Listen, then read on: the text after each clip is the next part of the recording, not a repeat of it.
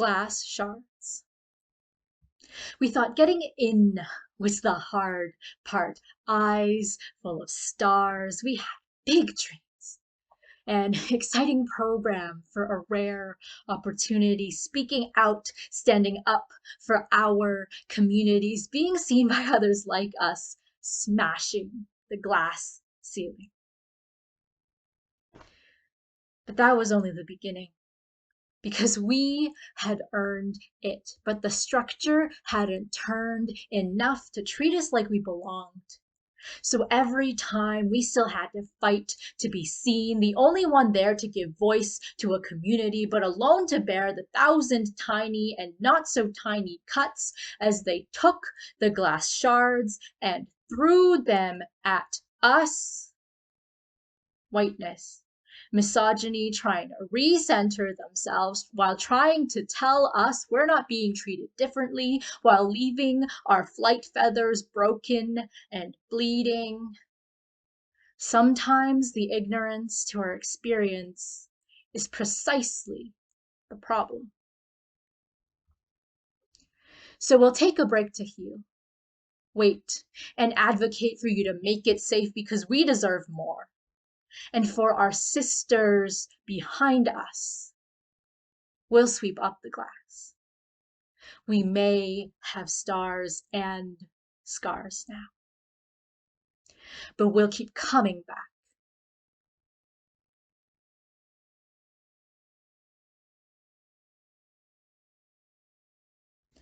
Life and endings. I emerge from my home to a sky of indigo violet. It is the in-between of sunset and dusk, and something about the air feels full. It is crisp when it was once warm, the light dimming when it was once bright, and that brings with it the reminder of the crinkling leaves that will soon be underfoot. An oval moon hangs gleaming in the midst of that indigo sky that screams possibility. It is the promise of cycles, of change, of constant return, but each time never quite being the same. I begin to run. The twin soreness in the center of my calves reminds me that I meant to rest them, to tease out the strength of my body another way. But I see how the violet swirls into fuchsia, into gold, and I know today I will chase the sky. The air feels like it is full of life and endings. The first time I said that, I thought it was simply the dawn of springtime.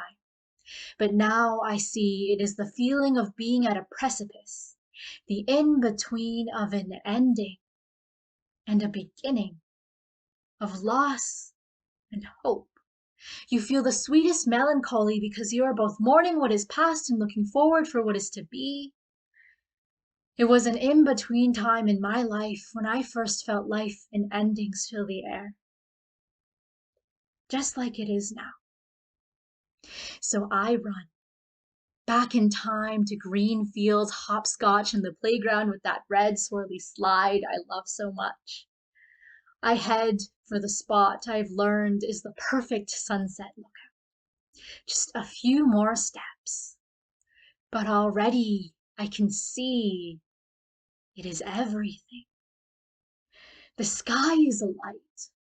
All at once I feel the colors fill me, and standing there with my lungs burning and my legs aching and the beginning of a cold tickling my throat. It is so beautiful, it hurts. The painting before me is masterfully crafted, blended onto the world's largest canvas. And to take one step toward it is to be one step closer to the infinite. I don't step toward it. I run. The path takes me past the colors to homes and towering trees and a dog barking in the distance, to a bird fluttering across my vision looking like a shadow come alive, to a plane moving both lazily and fast as time, taking people to the rest of their lives. And I realize this will be my last run at home this summer. Already I saw 3 maples beginning to bear.